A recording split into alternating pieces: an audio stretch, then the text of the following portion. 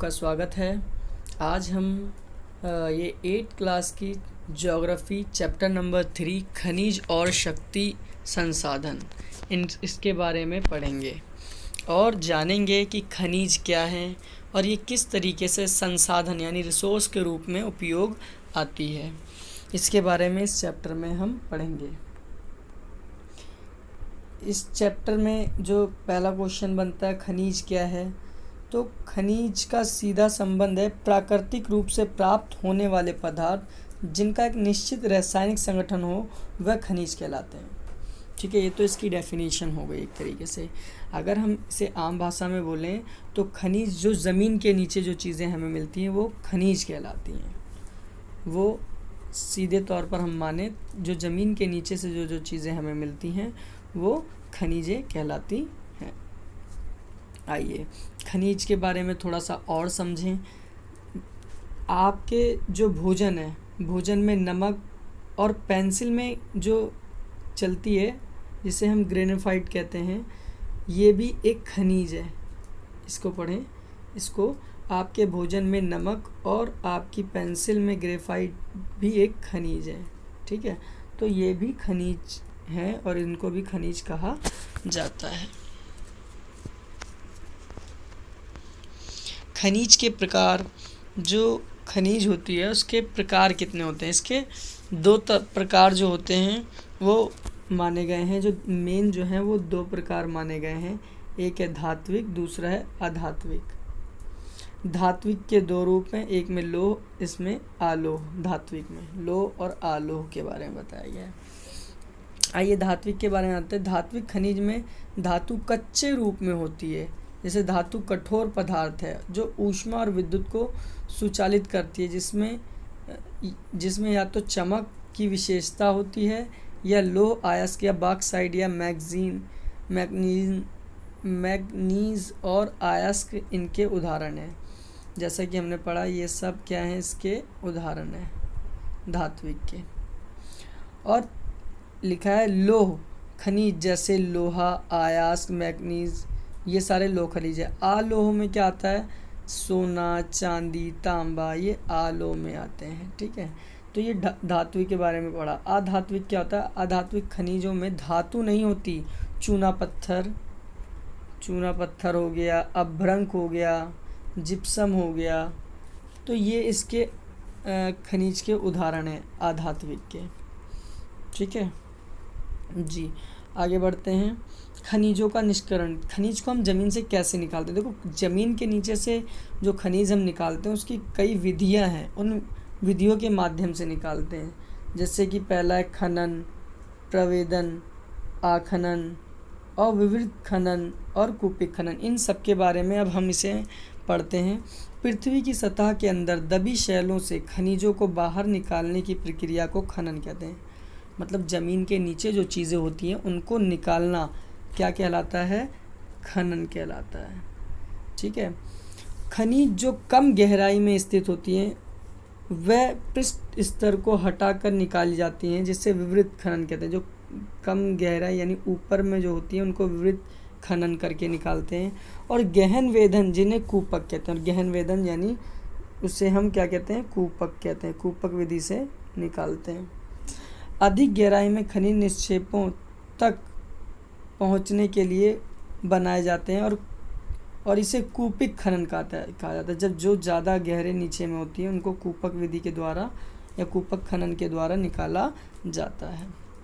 Petroleum और प्राकृतिक gas धरातल के बहुत नीचे पाए जाते हैं। उन्हें बाहर निकालने के लिए गहन कूपकों की खुदाई की जाती है, उसे प्रवेदन कहते हैं।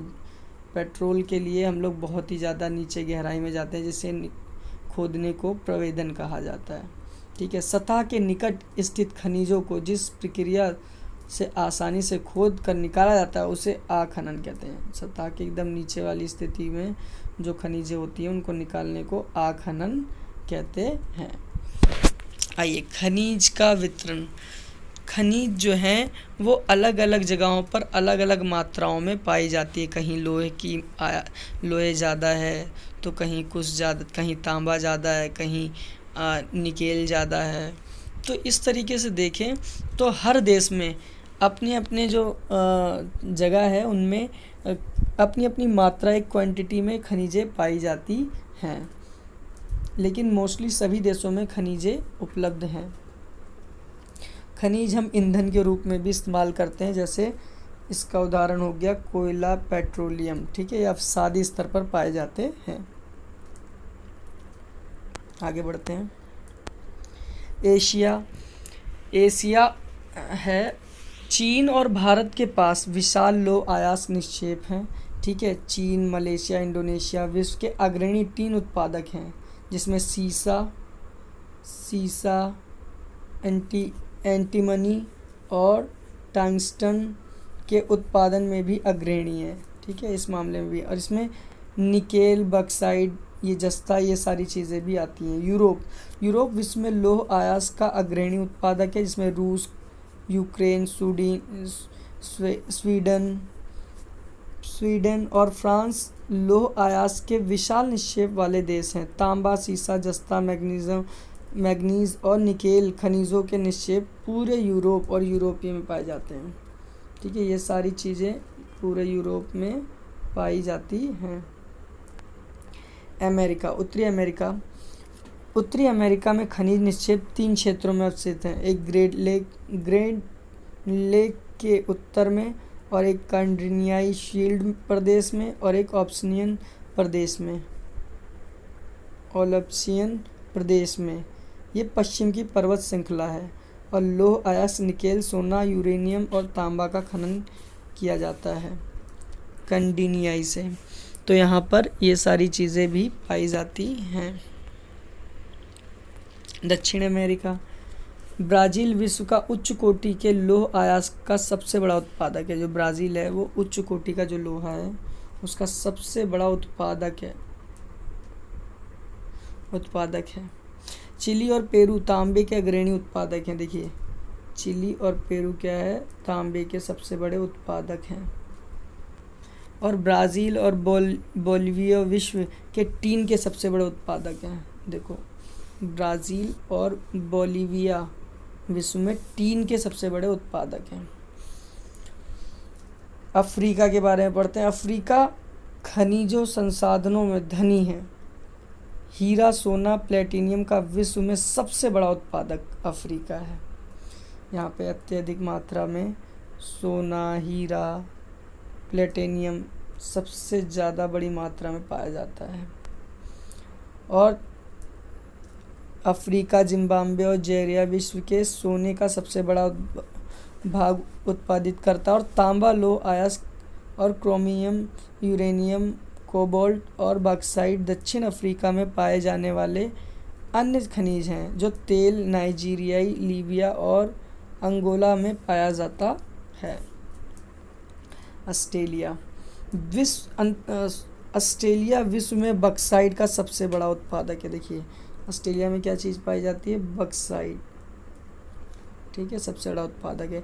ये सोना, हीरा, लौह अयस्क, टीन, निकेल अग्रणी उत्पादक हैं इसके, ठीक है। अंटार्कटिका। विभिन्न खनिज निक्षेपों और पूर्वानुमानों से कुछ विशाल के लिए अंटार्कटिका का भूविज्ञान पर्याप्त से सुप्रसिद्ध है। और ट्रांस अंटार्कटिका पर्वत में कोयल और पूर्वी अंटार्कटिका में प्रिंस चार्ल्स पर्वत के निकट लौह के महत्वपूर्ण मात्रा व निक्षेप मिले हैं, ठीक है। यहाँ पर अंटार्कटिका में कुछ निक्षेप पाए गए हैं, यानी कुछ मात्रा में पाया गया है। भारत में वितरण, भारत में किस तरीके से बांटा गया है। लौह जो है उसको किस तरीके से बांटा। भारत में उच्च कोटि के लोहा अयस्क निक्षेप है। ये खनिजों में झारखंड, उड़ीसा, छत्तीसगढ़ में पाया जाता है। बॉक्साइट, इसके उत्पादक में झारखंड, उड़ीसा, छत्तीसगढ़ सबसे बड़ा महत्वपूर्ण इनका योगदान है। अभ्रंग निक्षेप मुख्यतः झारखंड और बिहार, आंध्र प्रदेश और राजस्थान में पाए जाते हैं।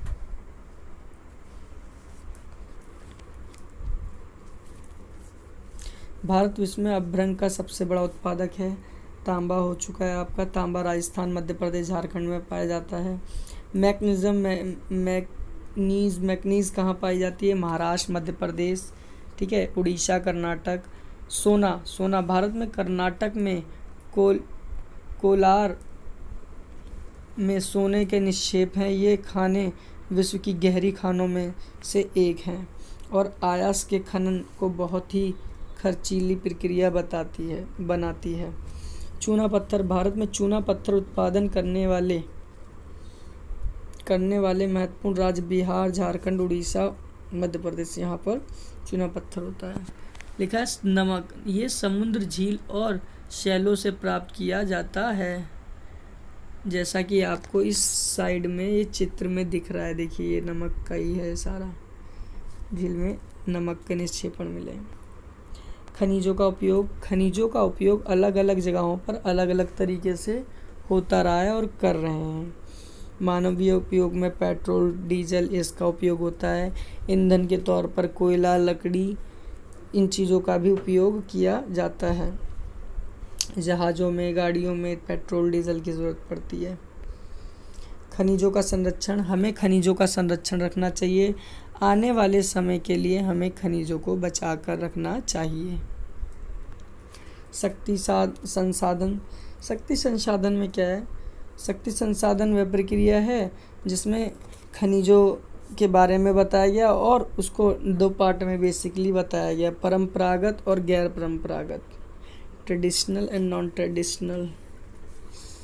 ठीक है, इसमें क्या होता है? परंपरागत ऊर्जा के परंपरागत स्रोत में जो लंबे समय से सामान्य रूप में लाए जा रहे हैं उसे ईंधन, जीवाश्म ईंधन। परंपरागत ऊर्जा के 2 स्रोत बताए गए हैं, एक है खनिज तेल, दूसरा प्राकृतिक गैस। देखिए खनिज तेल जो है वो ज़मीन से ही निकलता है और प्राकृतिक गैस भी हमें प्रकृति से ही मिलती है और ये हमें आसानी से नहीं मिल सकती। ठीक है, इसके लिए हमें कई सारे कार्य करने होते हैं। ईंधन वह चीज़ होती है जिसके माध्यम से हम किसी प्रक्रिया को पूरा करते हैं। जैसे खाना बनाने के लिए हमें चूल्हे की आवश्यकता पड़ेगी और चूल्हा जलाने के हमें लकड़ी की आवश्यकता पड़ेगी, तो ये हमारा ईंधन के तौर पे आता है। मोटरसाइकिल ले लेते हैं, मोटरसाइकिल को चलाने के लिए बिना पेट्रोल के तो चलेगी नहीं, तो पेट्रोल एक ईंधन के रूप में मोटरसाइकिल में उपयोग किया जाता है। जीवाश्म ईंधन, वही जलने वाले को जीवाश्म ईंधन कहा जाता है और वो हमारे उपयोग आता है और ये किसी न किसी तरीके से हमारे प्रयोग में आता है। कोयला, पेट्रोलियम, प्राकृतिक गैस, परंपरागत गैस, ये सारे के सारे जीवाश्म ईंधन के अंतर्गत आते हैं। कोयला ये बहुआयात में पाया जाने वाला जीवाश्म ईंधन है। इसका उपयोग घरेलू ईंधन उद्योग जैसे लोहा इस्पात, वाष्प इंजन और विद्युत उत्पादन करने में किया जाता है। बिजली बनाने के लिए भी किया जाता है। तापीय ऊर्जा भी कहते हैं। कोयले से प्राप्त विद्युत को तापीय ऊर्जा कहा जाता है। देखिए कोयले से जो ऊर्जा प्राप्त होती है, उसे तापीय ऊर्जा कहते हैं। पेट्रोलियम, पेट्रोल का अभी हमने पढ़ा, पेट्रोल की बहुत ज़्यादा मांग है और आने वाली पीढ़ी के लिए भी हमें पेट्रोल बचा कर रखना है जिससे कि संभाव्य संसाधन पूरे हो सकें। देखो पेट्रोल जो है, पेट्रोल को हम काला सोना भी कहते हैं। क्या कहते हैं? काला सोना। देखो पेट्रोल, मिट्टी का तेल, मोम, प्लास्टिक और स्नैक तैयार किए जा सकते हैं। पेट्रोलियम और इससे बने उत्पादकों को काला सोना भी कहा जाता है। देखिए काला सोना बोला जाता है पेट्रोल को। ठीक है। प्राकृतिक गैस क्या है? प्राकृतिक गैस वह गैस होती है जो हमें प्रकृति से मिलती है या प्रकृति की देन होती है, उसे हम प्राकृतिक गैस कहते हैं। और ये परंपरागत, गैर परंपरागत आता है। और इसमें जो एक सबसे पहली जो चीज़ है सीएनजी की फुल फॉर्म है संपीड़ित प्राकृतिक गैस। इसे इंग्लिश में कहते हैं कंपोस्ट नेचुरल गैस, इंग्लिश में कहते हैं। ठीक है बच्चों, आगे बढ़ते हैं। जल विद्युत, जल के द्वारा बिजली का बनना जल विद्युत कहलाता है। ठीक है, जल से बिजली बनना ही जल विद्युत कहलाता है। लिखा है विश्व का पहला जल विद्युत उत्पादन करने वाला देश नार्वे था। क्या था? नार्वे जो देश था, इसने विश्व का पहला जल उत्पादन का देश बना। ठीक है, नॉर्वे जो है वो जल उत्पादक का सबसे पहला देश बना। आइए आगे बढ़ते हैं। ऊर्जा के गैर परंपरागत स्रोत। गैर परंपरागत में क्या क्या चीज़ आती हैं? गैर परंपरागत में सूर्य ऊर्जा, पवन ऊर्जा, ज्वारीय ऊर्जा और नवीकरणीय, ये सारी चीज़ें आती हैं। आइए पढ़ते हैं इनके बारे में। सौर ऊर्जा। सौर ऊर्जा हम सूर्य की रोशनी से प्राप्त करते हैं और उसी रोशनी से ही हम अपनी बैटरी या किसी चीज़ में हम उसको रख लेते हैं और वो हमारे ऊर्जा के तौर पर हमारे काम आती है। पवन ऊर्जा, पवन चक्कियों द्वारा प्राप्त ऊर्जाओं को पवन चक्की ऊर्जा कहते हैं। देखिए, पवन चक्की पवन ऊर्जा कहते हैं। जो पवन चक्कियों द्वारा प्राप्त ऊर्जा होती है उसको हम क्या कहते हैं? पवन ऊर्जा कहते हैं। अब परमाणु ऊर्जा। देखिए, परमाणु ऊर्जा क्या होती है? परमाणु ऊर्जा प्राकृतिक तौर से प्राप्त रेडियो सक्रिय पदार्थ जैसे यूरेनियम, थ्योरियम और परमाणुओं के केंद्र में संग्रहित ऊर्जा से प्राप्त की जाती है। ये पदार्थ नाभिकीय रिएक्टर में नाभिकीय विखंडन से गुजरते हैं। देखिए, जो परमाणु होते हैं उसमें नाभिकीय विखंडन किया जाता है। क्या होता है? नाभिकीय विखंडन। और एक और क्वेश्चन है, विश्व का प्रथम सौर और पवन संचालित बस अड्डा कौन सा है? स्कॉटलैंड। ठीक है, आगे बढ़ते हैं। भूतापीय ऊर्जा। अभी हमने पढ़ा भूतापीय ऊर्जा कौन सी ऊर्जा होती है? जो ताप यानी गर्मी से जो हमें मिलती है। ताप ऊर्जा जो पृथ्वी से प्राप्त की जाती है उसे भूतापीय ऊर्जा कहते हैं। पृथ्वी से जो भी ऊर्जा हमें मिलती है उसको हम क्या कहते हैं? भूतापीय ऊर्जा कहते हैं। भूतापीय ऊर्जा कहते हैं। ठीक है, ज्वारीय ऊर्जा। ज्वार से उत्पन्न ऊर्जा को ज्वारीय ऊर्जा कहते हैं। ज्वार से उत्पन्न ऊर्जा को ज्वार ऊर्जा कहते हैं। और इस ऊर्जा का विदोहन समुद्र से सकरे मुहान में बांध के निर्माण से किया जाता है और उच्च ज्वार के समय ज्वारों की ऊर्जा का उपयोग बांध में स्थापित टरबाइन को घूमने के लिए किया जाता है। रूस, फ्रांस और भारत कच्छ की खाड़ी में विशाल ज्वारीय मील के क्षेत्र हैं। ठीक है, ये ज्वार भाट का उपयोग या विद्युत उत्पन्न करने के लिए है। विद्युत मीन्स लाइट उत्पन्न करने के लिए ये ज्वारीय ऊर्जा लगाई है। अब आता है हमारा बायोगैस। बायोगैस क्या है? देखिए, ये जैविक अपशिष्ट जैसे मृत पौधे, जंतुओं के अवशेष, पशुओं का गोबर, रसोई के अपशिष्ट गैसीय ईंधन में बदला जा सकता है। इसे ही बायोगैस कहते हैं।